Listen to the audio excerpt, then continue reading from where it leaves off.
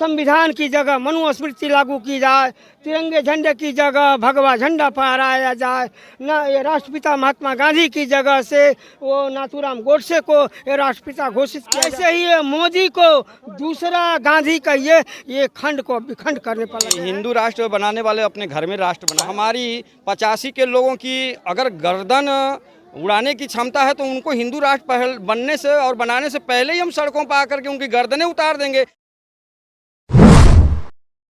क्या परिचय होगा आपका बाबा? मेरा नाम वैसे 19 नहीं 20 है और अमृत नहीं 20 है, दोनों तरह से समझे तो विश्राम से। आज जो लठिया महोत्सव मनाया जा रहा है यहाँ जी पे हाँ। काफी लोग जुटे हैं यहाँ पे, जी, क्या इतिहास रहा है इसका? यहाँ इतिहास रहा है जो कि एशिया का प्रकाश गौतम बुद्ध जी हैं, उन्हीं का प्रचार प्रसार में जो महान अशोक कहे जाते हैं, वही यानी यानी भारत में ही नहीं विश्व के कोने कोने में ये लाट के माध्यम से ये गौतम बुद्ध का प्रचार और प्रसार हुआ जी। और उन्हीं के याद में यह बची हुई ये लाट है, और अन्य जगह पर तो सुरक्षित है, लेकिन भारत ऐसा देश है, जैसे कि आप हाल ही में क्या प्रधानमंत्री देख रहे हैं ना, जो कि यानी ये राम मंदिर और बाबरी मस्जिद है, वो भी खुदाई नहीं चली है। लॉकडाउन के दौरान वो लॉकडाउन में सबका ठप रहा कार्यक्रम, कहीं जाने आने का नहीं, लेकिन इनका कार्यक्रम भीतरिया चलता रहा। ये हाथी का दांत जैसे खाने का और दिखाने का, और ये चोर हैं और ये तो चौकीदार हैं, ये कहने का मतलब है, लेकिन ये भीतरिया काम करे, गर्दन काट दिए, जैसे कि अन्य राजाओं के समय में भी ये आपका कहीं लाट तोड़ी फोड़ी गई, कहीं आपका जो तक्षशिला है और नालंदा का विश्वविद्यालय, यहाँ का इतिहास धरोहर जितनी है वो तहस नहस किया गया और इतिहास भी समाप्त हो गया। इतिहास है ही नहीं, जो टूटा फूटा झोपड़ियों में है, उसी के तहत हम लोग खोजबीन करते करते इकट्ठा करके यहाँ तक खोज किए हैं। यह गुलिया माँ के नाम से जानी जाती थी, और ये गुलिया माँ है, और ये डंडा पता नहीं कौन था, कौन सा वीर खेला था, और लकड़ी डंडा यानी इसका बना है, वो बात नहीं है, अशोक का है। कहता है गुलिया माँ है, राम लक्ष्मण मारे थे तीर तो यहाँ पर आके गड़ राम गया। वो तो शिकारी है, राम शिकारी, इनका कहाँ है, न राम है न ये लंका, जो कि ये कहते हैं कि यानी वो दानवों का है, राम का कहीं निशान है कि रावण का कहीं निशान है? जाइए लंका से पूछिए, तो लंका ने तो दिखा दिया।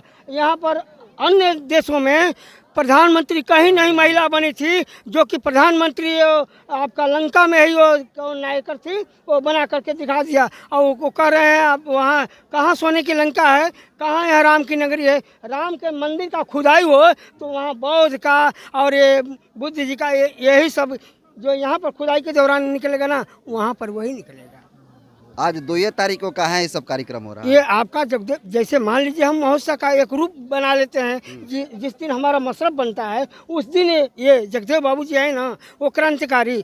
देखिए किसी भी समय में, किसी भी देश में, कहीं भी किसी जाति संप्रदाय वो में पैदा हुए हैं, संत महात्मा सबका सिद्धांत एक ही रहा है, लेकिन हमारे गौतम बुद्ध जी थे, उनका इन सब से हट करके एक निराला शाही कहिए वो सिद्धांत है बौद्ध में। भारत को हिंदू राष्ट्र बनाने की बात हो रही है और आप लोग अलग धुन में हैं, क्या हिंदू कहिए? राष्ट्र, हिंदू क्या है?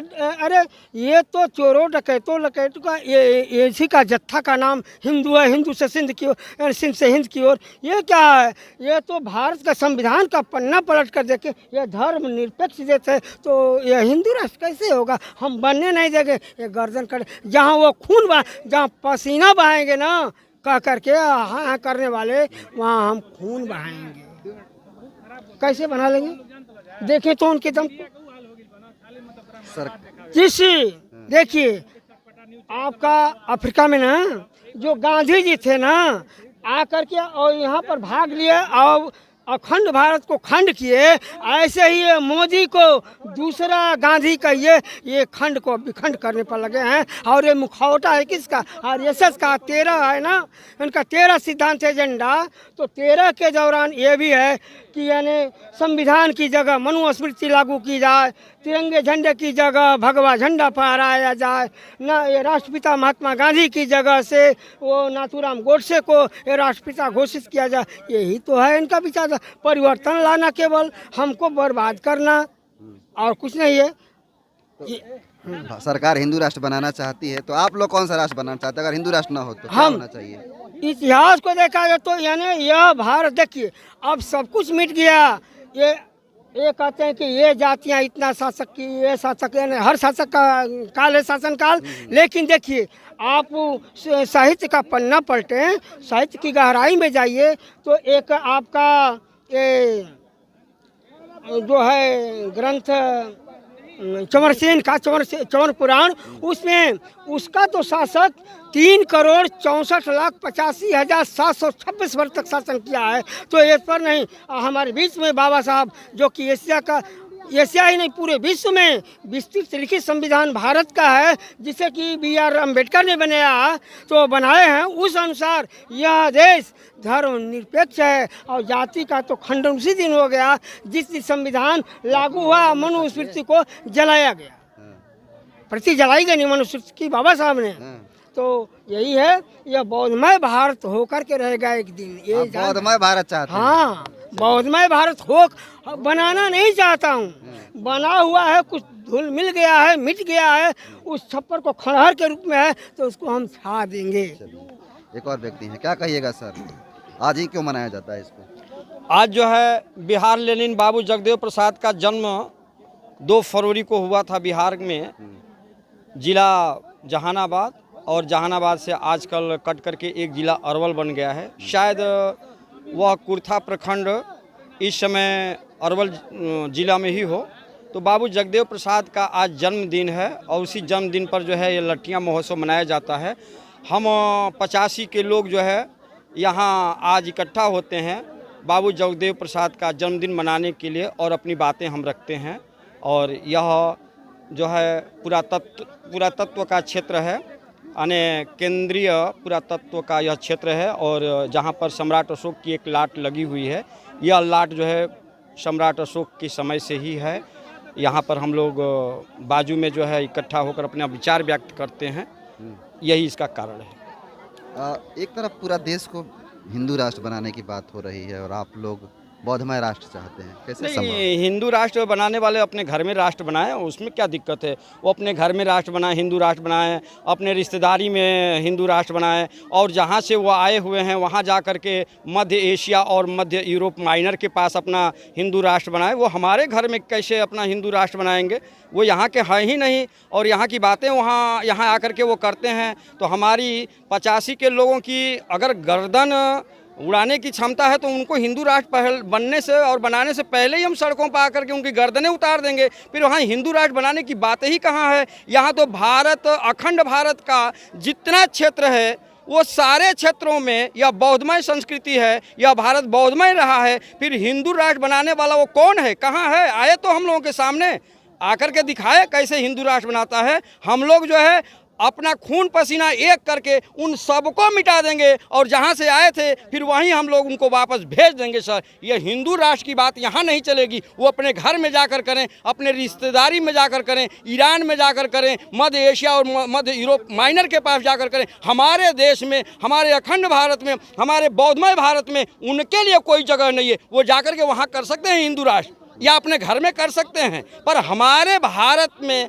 वो हिंदू राष्ट्र नहीं बना सकते। सर, उन लोगों की जिनकी आप बात कर रहे हैं, उनकी आबादी देश में 3.5% है, और उन लोगों को देखते हैं कि आबादी क्या बोलते हैं, उनके झंडा ढोने वाले की संख्या बहुत ज़्यादा होती है। वो कौन लोग हैं जो झंडा ढोते हैं? उन लोगों का झंडा ढोने वाले हमारे ही लोग हैं।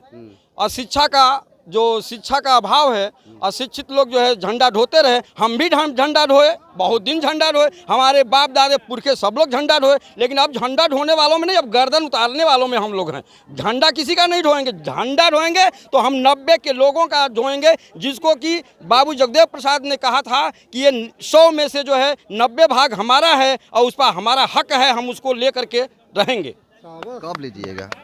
कब लीजिएगा? रोज संविधान में जो है संशोधन कर करके संविधान को कमजोर करने की कोशिश हो रही है, क्या कहिएगा इस पे?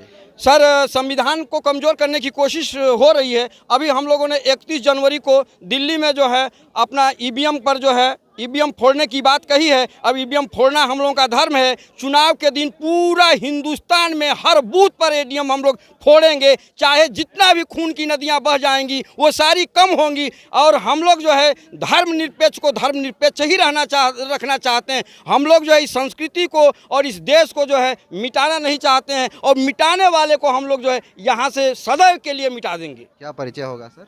मेरा नाम रामेश्वर प्रसाद बौद्ध है। मैं ग्राम फूली, तहसील जमानिया, जिला गाजीपुर, उत्तर प्रदेश का निवासी हूं। और मैंने जिस जमीन पर हम लोग आज बातचीत कर रहे हैं, यहाँ इस जमीन पर जो है आज से 35 वर्ष पहले यहाँ जो है कोई बगल का व्यक्ति जो है अपनी ज़मीन काट करके इस सरकारी ज़मीन में अपना खेत बढ़ा रहा था। उस समय यहाँ चांदी के सिक्के भी मिले थे। यह धरोहर जो है आज की नहीं है, ये सम्राट अशोक के काल की धरोहर है। और न तो इसको मिटने देंगे, न बौद्धमय संस्कृति को मिटने देंगे, न हम 85 के लोगों को मिटने देंगे। हम एक हैं और एक रहेंगे। हमारे यहाँ कोई जाति नहीं है, हम एक जाति के हैं। हमारे यहाँ जाति नहीं, जाति उनकी हो सकती है, हमारी जाति नहीं है। और हमारे घर में आप कहते हैं हिंदू राष्ट्र बनाने की बात, उनको जो है उनका दरवाजा बंद करके उसमें हम लोग जला देंगे, फूंक डालेंगे, काट डालेंगे, मिटा डालेंगे। मध्य एशिया और मध्य यूरोप माइनर पर लौटने के लिए मजबूर कर देंगे। ऐसी बातें सर खोटी आज के बाद हम बौद्धमय भारत के लोगों से, हम 85 के लोगों से आज के बाद ऐसा प्रश्न न पूछे तो अच्छा ही होगा सर। तो ये थे रामेश्वर जी। हाँ बोलिए।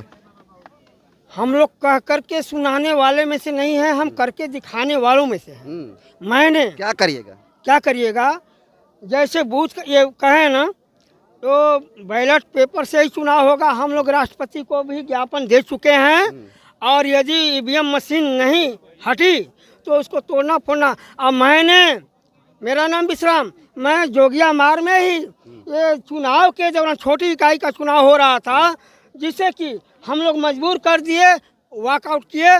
और वो अधिकारी जितने भी पदाधिकारी थे, मताधिकारी वो सब बैठे ही रह गए, नहीं होने दिए। और फिर भविष्य में भी ऐसा नहीं होने देंगे हम लोग। तो आपने देखा कि किस तरह से जो लोग हैं सरकार पे भी भड़के हैं, और यहाँ पर हम लोग लठिया महोत्सव में आए हुए हैं। और अपनी प्रतिक्रिया दें, कैसे लगा कमेंट कर जरूर बताइएगा। Thank you.